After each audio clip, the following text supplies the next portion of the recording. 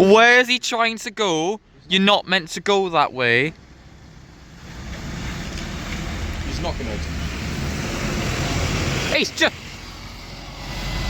He's gonna drop off there. No, he's gonna use Bedford Street. Is he?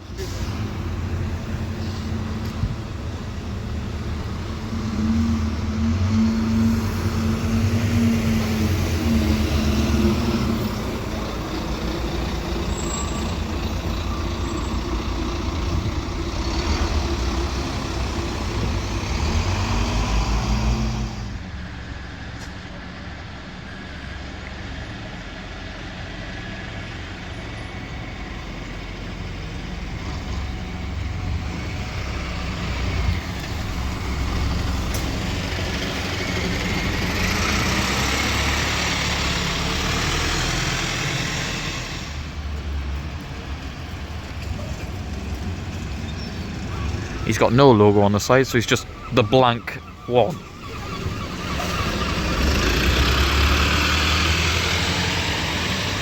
Next up, the Stagecoach 317 for Wallsend in the form of 37314. So you saw it earlier on in the video, but I will explain it again.